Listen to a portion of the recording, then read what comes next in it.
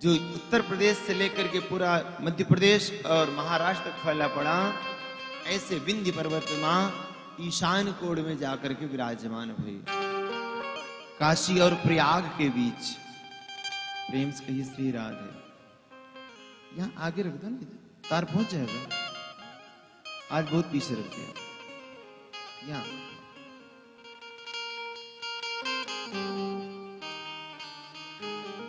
काशी और प्रयाग के बीच विंध्य पर्वत पर मां विंध्यवासिनी के नाम से विद्यमान भई।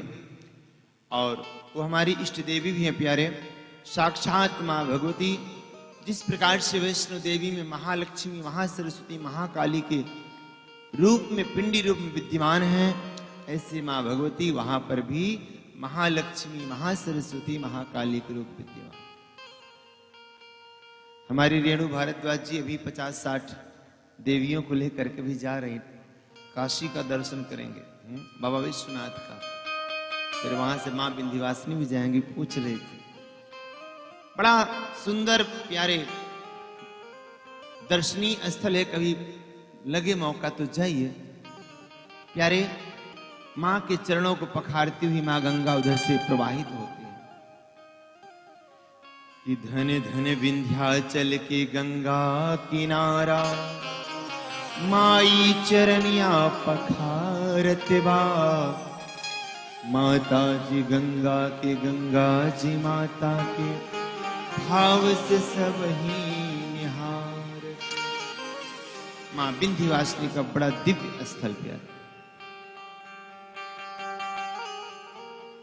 मां वहां जाके विराजमान भई। इधर कंस ने जब पता किया कि मेरा दुश्मन जन्म ले चुका है ना, तो उसने अपनी एक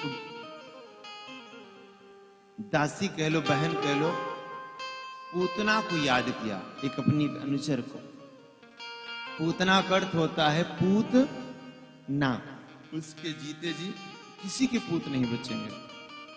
सुखदेव जी कहते हैं राजन कि कंसेन प्रहिता घोरा, पूतना बाल घातिनी, शुशुचार निघनन्ति पुरुग्राम ब्रजादिषु।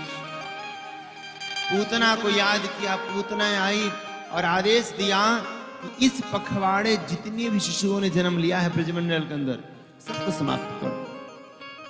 इतना आदेश पा करके वो पूतना नाम की राक्षसी आकाश मार्ग से जब गोकुल की तरफ प्रस्थान करी, जब नंद भवन के ऊपर पहुंची तो उसने विचार किया कि मैं इस रूप में जाऊंगी तो लोग डर जाएंगे, बच्चे को छुपा देंगे।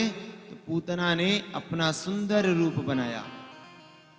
उसकी सुंदरता का वर्णन करते हुए मेरे सुखदेव जी महाराज कहते हैं, तांकेश बंधव्य तिसक्त मल्लिका, बृहन्नितम वस्तन कृक्ष मध्यमा।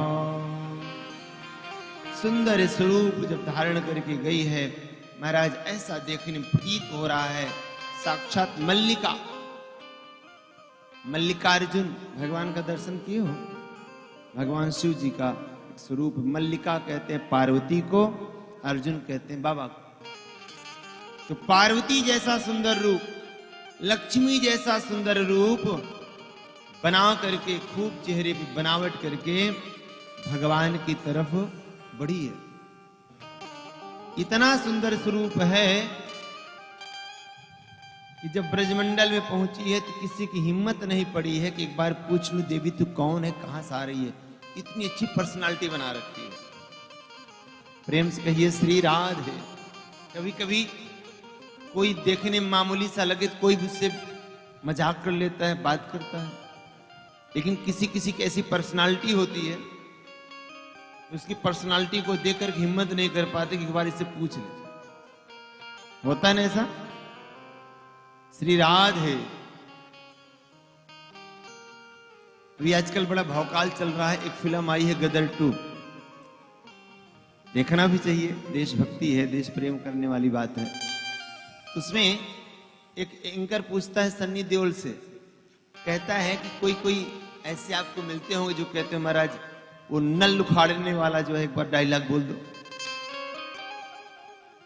आपको तो परेशान कर देते होंगे। सनी देओल ने कहा नहीं नहीं भैया, किसी की हिम्मत नहीं पड़ती हमसे बार बार पूछे, क्योंकि हमारी बॉडी लैंग्वेज को देखकर समझ जाता है कि रख देगा 2.5 किलो का हाथ। ये श्री राध है। तो कभी कभी बॉडी लैंग्वेज ऐसे हो जाती है कि सामने वाला चाह करके भी नहीं बोल पाता। प्रेम से कहिए श्री राध है। तो पूतना का इतना सुंदर स्वरूप है कि कोई भी उसको देख करके ये कहने की हिम्मत नहीं कर पा रहा, देवी आप कौन है, कहां से आई हैं, कहां जा रही हैं। और महाराज एकदम अच्छी पर्सनालिटी बना करके अपनी चोटी को झटकती हुई सीधा नंद भवन की तरफ बढ़ती गई। देखते ही देखते नंद भवन पहुंच गई। यशोदा मैया भी नहीं पूछ पाई। जैसे पूतना की आने की आहट सुनी, वैसे मेरे भगवान ने अपने दोनों नेत्र बंद कर लिए। प्रेम से कहिए श्री राधे। मानो भगवान विचार करने लगे, लो मौसी जी आ गई, इन्हीं का इंतजार था। एक संत कहते हैं भगवान ने अपने नेत्र को इसलिए बंद किया क्योंकि पूतना ना कपट रूप धारण करके गई है भगवान से मिलने, और मेरे भगवान को कपटी व्यक्ति जरा सा भी प्रिय नहीं है। मेरे भगवान को बाह्य प्रदर्शन अच्छा नहीं लगता। मन की सुंदरता भगवान को मोहित करती है, इसलिए भगवान ने नेत्र को बंद किया, देखना पसंद नहीं किया। केवल तन की सुंदरता से भगवान नहीं रिझते, आपका मन कितना सुंदर है इससे मेरे बिहारी रिझते।